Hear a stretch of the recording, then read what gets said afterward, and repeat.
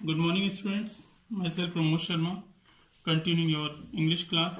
जैसा कि आप सप्लीमेंट्री इंग्लिश रीडर में पहला lesson Gandhi ji and a coffee drinker पढ़ रहे हैं और इसी क्रम में मैं इसका थर्ड पैराग्राफ आपको कंटिन्यू करा रहा हूँ।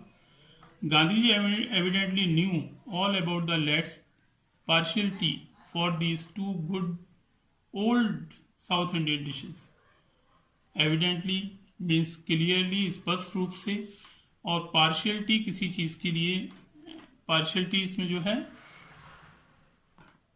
खास पसंद होना। तो गांधी जी को जैसा कि पूरी तरह पता था, स्पष्ट रूप से मालूम था कि जैसा कि जो लैड था, जो लड़का था, वो साउथ इंडियन था और साउथ इंडियन लोग जो है वो इडली और डोसा ये दोनों चीजें बहुत पसंद करते हैं। तो गांधी जी को लड़के की पसंद के बारे में स्पष्टतया पूरी तरह पता था। गांधी जी वॉज लॉफिंग, गांधी जी हंस रहे थे। The youngster had a sudden brain wave, तभी जो यंगस्टर, जो लड़का था, उसके दिमाग में एक अचानक ब्रेन वेव, उसके दिमाग में अचानक एक उद्वेलित होता है, वो उसके दिमाग में अचानक कुछ सोचने को मजबूर होता है। Could I have a cup of coffee please, he blurted out. Blurt कहते हैं बिना सोचे हुए कहना। तो क्या मुझे एक कप कॉफी मिल सकती है? उसने गांधी जी से बिना सोचे हुए ये बात रिक्वेस्टिंग वे में कही। Gandhi ji answered with a peal of laughter. Gandhi ji ने हंसते हुए उससे कहा, ओ यू ओल्ड सिनर। यहाँ पर जो वर्ड है सिनर, वैसे यहाँ पर पापी, सिनर माने पापी को कहा जाता है, लेकिन यहाँ पर एक मजाकिया रूप से गांधी जी ने उस लड़के से कहा, ओह यू ओल्ड सिनर, तुम पापी। That is what you want. आश्रम में जो चीजें मना हैं, तुम उस चीज को मांग रहे हो। And then seeing the look on the lad's face, और तब लड़के के चेहरे की ओर देखते हुए, ही एडेड, गांधी जी ने कहा, एडेड मीन्स जोड़ना होता है, लेकिन यहां पर हम गांधी जी अपनी बात को पूरा करते हैं। You certainly shall have your cup of coffee. Certainly निश्चित रूप से, तुम्हें एक कप कॉफी दी जाएगी। Yes, light coffee will soothe your stomach. Light coffee यहाँ पर हल्की कॉफी से है। तुम्हें लाइट कॉफी तुम्हें दी जाएगी जिससे कि it will soothe your stomach एक, जो कि सूथ माने सांत्वना देना, आराम देना। तो ये तुम्हारे जो पेट दर्द है उसको आराम देगी। And what will you have with the coffee.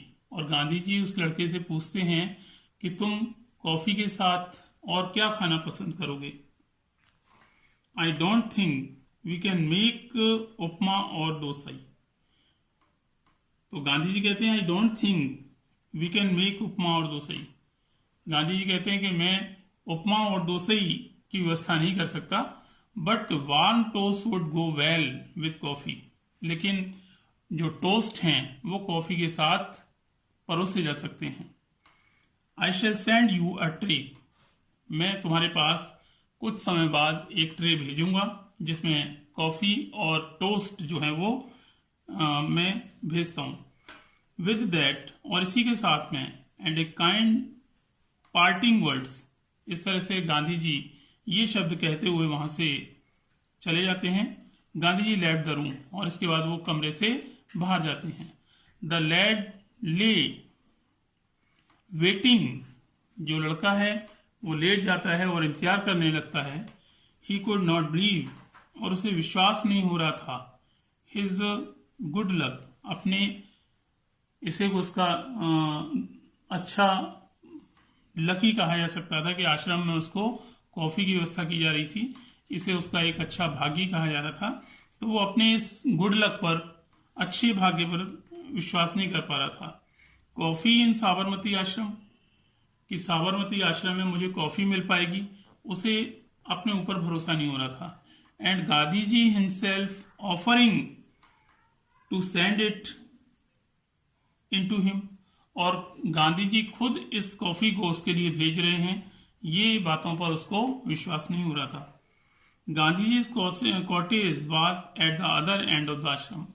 Gandhi ji की जो कॉटेज कुटिया थी वह आश्रम के दूसरे छोर पर थी। A good way across the road, और सड़क पार करके एक अच्छा रास्ता था वहां पर।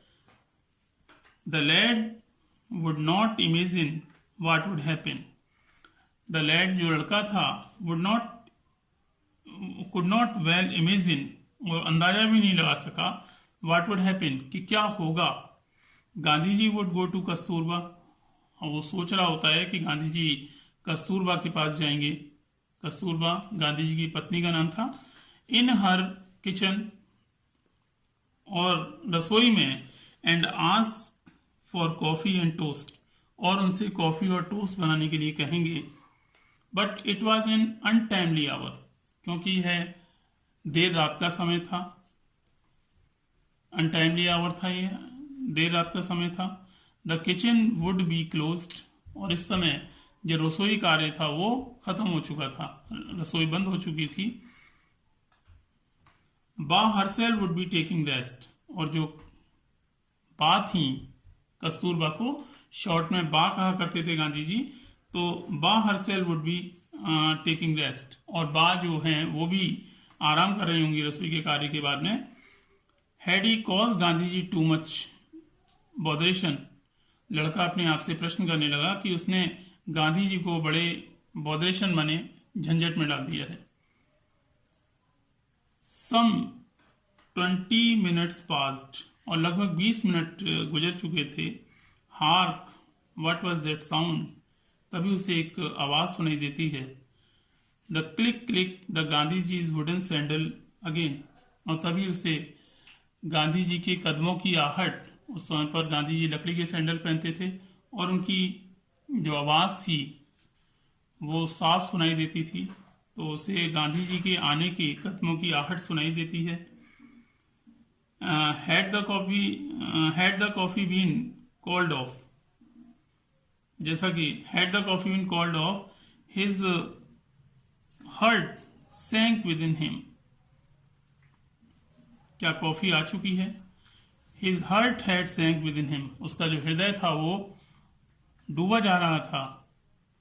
But there was Gandhi ji carrying a tray covered with white khaki napkin, तभी गांधी जी वहां पर एक ट्रे लेकर, जो कि एक व्हाइट खादी की नैपकिन माने रूमाल से ढका हुआ था।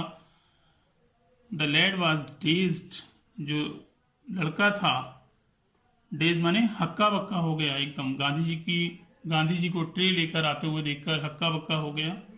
व्हाट हैड रियली हैपेंड, वास्तव में ये क्या हो गया, वो तो इमेजिन ही कर रहा था, लेकिन गांधी जी वास्तव में उसके लिए एक कॉफी और टोस्ट लेकर आते हैं। ये देखकर लड़का हक्का बक्का हो जाता है। तो ये पैराग्राफ आप लोग रीड करेंगे, समझने की कोशिश करेंगे, और इसमें से काफी सारे क्वेश्चन आपके क्वेश्चन आंसर में दिए हुए हैं। तो ये पैराग्राफ बहुत इंपॉर्टेंट है आपके question answer point of view से। तो आप इसे एक बार पढ़ेंगे, समझने का प्रयास करेंगे, और कल मैं आपको ये लेसन पूरा करा करके क्वेश्चन आंसर भी इसके पूरे करूंगा। तब तक के लिए good bye, have a nice day.